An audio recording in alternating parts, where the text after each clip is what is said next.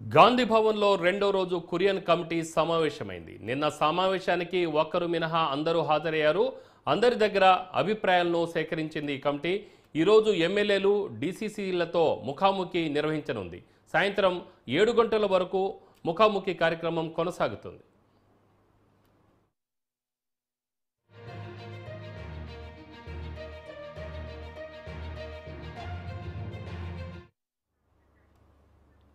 దీనిపై మరింత సమాచారం మా ప్రతినిధి భవిత న్యూస్ రూమ్ నుంచి లైవ్లో అందిస్తారు. భవిత,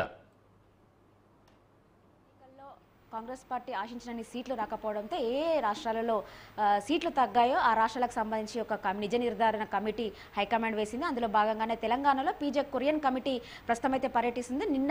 మొన్న నైట్ హైదరాబాద్ చేరుకున్నారు. నిన్న గాంధీ భవన్లో తొలి సమావేశం అయితే జరిగింది. అయితే నిన్న జరిగినటువంటి సమావేశంలో పార్లమెంట్ అభ్యర్థులకు సంబంధించి 17 నియోజకవర్గాల వారీగా గాంధీ భవన్కి సమావేశానికి హాజరయ్యారు. ఒక్కరు మినహాయించి మిగతా 16 మంది నిన్న సమావేశానికి హాజరయ్యారు. కేవలం పెద్దపల్లి అభ్యర్థి వంశీ ఒక్కరే నిన్న హాజరు కాలేకపోయారు. వారు ఈ రోజు కానీ రేపు కానీ హాజరయ్యే అవకాశం ఉన్నట్టుగా తెలుస్తుంది. మిగతా 16 మంది అభ్యర్థులు హాజరయ్యి ఒక్కొక్కరితో దాదాపుగా 30 నిమిషాల పాటు వాళ్ళతో ముఖాముఖి చర్చించినట్టుగా తెలుస్తుంది. ముఖ్యంగా చూసినట్లయితే ఆ అభ్యర్థులతో ఓడినటువంటి అభ్యర్థులతో ఏ అంశాల వల్ల అక్కడ ఓటమి పాలయ్యారో, అక్కడ ఉన్నటువంటి నేతలు సహకరించలేదా, మరి ఏ ఇతర కారణాల వల్ల అయినా అక్కడ ఓటమి పాలు కావాల్సి వచ్చిందా అన్న విషయాలను మాత్రం వాళ్ళను ఆరా తీసినట్టుగా తెలుస్తుంది. ఇంకా ముఖ్యంగా గెలిచినటువంటి అభ్యర్థులను విషయాలకు వస్తే మాత్రం గెలిచినటువంటి అభ్యర్థులు ఏ అంశాల వరకు గెలవడానికి తోడ్పాటు అయినాయి అన్నట్టుగా కూడా కొంతమేరకు ఆరా తీశారు. ఇంకా రేపు రానున్న రోజుల్లో ఇంకా ఎలాంటి అంశాలతో ముందుకెళ్ళాలి, ఇంకా ఎలాంటి అంశాలతో వెళితే పార్టీ ఇంకా ఎక్కువగా బలపడే అవకాశం ఉన్నట్టుగా తెలుస్తుంది అన్నట్టుగా కూడా కొంతమేరకు వాళ్ళు చర్చించినట్టుగా తెలుస్తుంది. ఇంకా ముఖ్యంగా వాళ్ళు చెప్పినటువంటి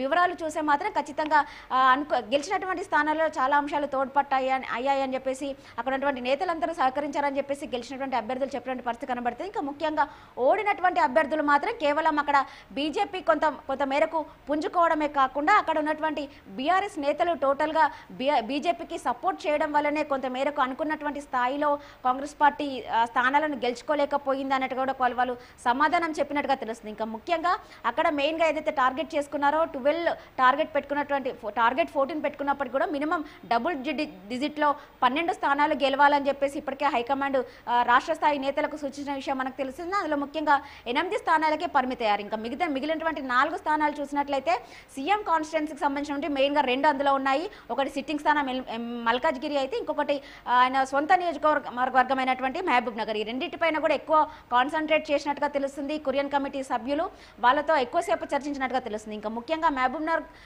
కాన్స్టిట్యున్సీకి వస్తే మాత్రం వంశీచంద్ర రెడ్డి ఆయన సిడబ్ల్యూసీ మెంబరు. ఒక్కొక్కరికి వాళ్ళు కొంత మేరకు సిడబ్ల్యూసీ మెంబర్ అయి ఉండి కూడా సలహాలు సూచనలు ఇస్తుంటారు. మీరు ఎందుకు ఓటమి పాలు కావాల్సి వచ్చింది అన్నట్టు కూడా ఆయనకు కొంతమేరకు ఎక్కువ ప్రశ్నించినట్టుగా తెలుస్తుంది. వాళ్ళు మాత్రం ఖచ్చితంగా మహబూబ్ నగర్లో కొంతమేరకు బీజేపీ వేవ్ వచ్చిందని చెప్పేసి వాళ్ళు చెప్పుకుంటూ వచ్చిన పరిస్థితి కనబడుతుంది. అంతేకాకుండా మహబూబ్ నగర్లో తక్కువ ఓట్లతో అంటే కేవలం 3000 మెజార్టీతోనే ఓడిపోయామన్నట్టు కూడా కొంతమేరకు వాళ్ళు సమాధానం చెప్పాల్సి వచ్చిందని చెప్పేసి వాళ్ళు చెప్పిన పరిస్థితి కనబడుతుంది. అంతేకాకుండా అక్కడ కూడా పూర్తి స్థాయిలో బీజేపీకి బీఆర్ఎస్ పూర్తి స్థాయిలో సపోర్ట్ చేసింది. ఉన్నటువంటి ఓడిపోయిన నియోజకవర్గాలన్నిటి కూడా కేవలం 1-2 ఖచ్చితంగా అవి బీఆర్ఎస్ పట్టున స్థానాలు అయినప్పటికీ కూడా బీజేపీకి పూర్తి స్థాయిలో సపోర్ట్ చేయడం వల్లనే బీజేపీ అధికారంలోకి రావడం అక్కడ అధికారంలోకి రావడానికి గల కారణాలయ్యని చెప్పేసి ఇటు మెదక్ ఎంపీ నీలం మధుతో పాటు వంశీచంద్ర రెడ్డి కూడా మల్కాజ్గిరి ఎంపీ సునీతా మహేందర్ రెడ్డి కూడా అవే సమాధానాలు చెప్పినట్టుగా తెలుస్తుంది. ఇంకా ఈ రోజు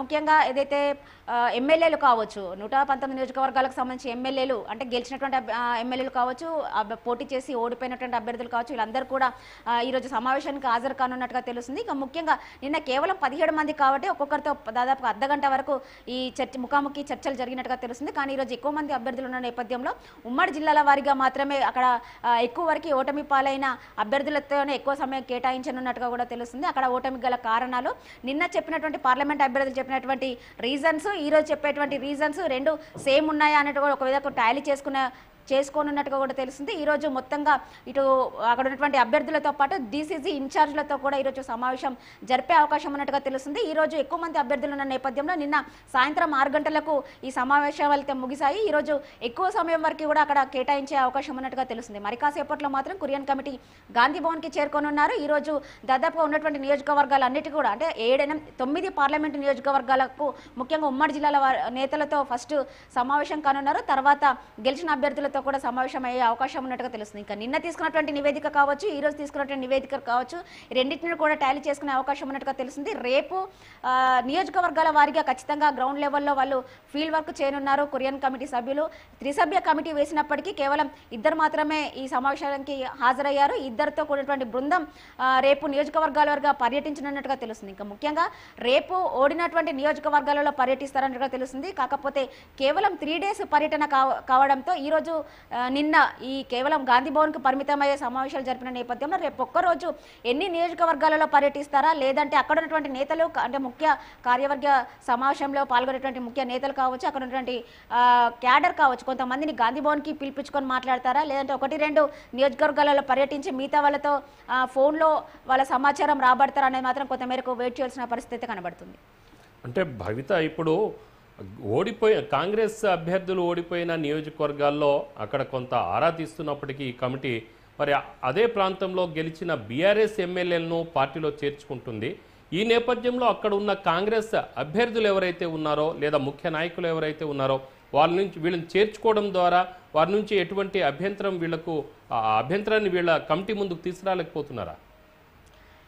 ఖచ్చితంగా అయితే పార్లమెంట్ ఎన్నికల తర్వాతనే ఎక్కువ మంది అభ్యర్థులు కాంగ్రెస్ గూటికి చేరిన విషయం మనకు తెలిసింది. అంతకుముందు వరకు కూడా వాళ్ళు బీఆర్ఎస్కి సపోర్ట్ చేశారు అనేసి వాళ్ళు చెప్తున్నట్టు పరిస్థితి కనబడుతుంది. ఒకందుకు పార్లమెంట్ ఎన్నికల్లో మాత్రం గతంతో పోలిస్తే గత పార్లమెంట్ సీట్ల కంటే ఎక్కువ సీట్లే మేము సంపాదించుకున్నాము, చాలా పుంజుకుంది అని చెప్పేసి ఒక సైడు పార్టీ నేతలు కావచ్చు, రాష్ట్ర నాయకత్వం చెప్తున్నట్టు పరిస్థితి కనబడుతుంది. ఇంకా ముఖ్యంగా గత అసెంబ్లీ ఎన్నికల్లో 64 సీట్లు మాత్రమే మనం సాధించాము. కానీ ఈసారి 66 నియోజకవర్గాలలో పార్లమెంటు సెగ్మెంట్స్లో అసెంబ్లీ సెగ్మెంట్స్ చూసుకుంటే 66 సెగ్మెంట్స్లో ఖచ్చితంగా పార్టీ మెజారిటీ సాధించింది. కొన్నిట్లలో మాత్రమే బీజేపీ పుంజుకోవడంతో పాటు బీఆర్ఎస్ సపోర్ట్ చేయడం వల్లనే వాళ్ళు ఎక్కువ అంటే 8 సీట్లు కైవసం చేసుకోవాల్సి వచ్చింది. మనం అనుకున్నటువంటి డబుల్ డిజిట్ రీచ్ కాలేకపోయామని చెప్పేసి వాళ్ళు సమాధానాలు చెప్తున్న పరిస్థితి కనబడుతుంది. కాకపోతే బీఆర్ఎస్ నుంచి కాంగ్రెస్లో చేరినటువంటి వాళ్ళు మాత్రము కొంత మేరకు పార్లమెంట్ ఎన్నికల్లో ఇటు కాంగ్రెస్కి సపోర్ట్ చేయకుండానే అటు తటస్థంగా ఉండాల్సిన పరిస్థితి ఉంది. ఎందుకంటే వాళ్ళు అప్పటికి కొంతమేరకు ఈ పార్టీలో చేరుతామని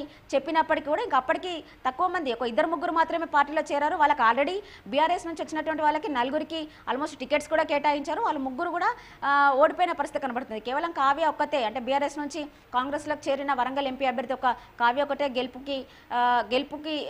గెలుపు దిశగా పయనించింది. మిగతా ఉన్నటువంటి చేవేల కావచ్చు, మల్కాజ్గిరి కావచ్చు, సికింద్రాబాద్ కావచ్చు, వీళ్ళు 3 కూడా బీఆర్ఎస్ నుంచి వచ్చిన వాళ్ళు. పార్లమెంట్ ఎన్నికల ముందు కేవలం వీళ్ళు 4 కాంగ్రెస్ పార్టీలో చేరారు. తర్వాతనే మిగతా అభ్యర్థులందరూ చేరారు. అప్పుడు మాత్రం కాంగ్రెస్ వాళ్ళు సపోర్ట్ చేసిన పరిస్థితి కనబడలేదు.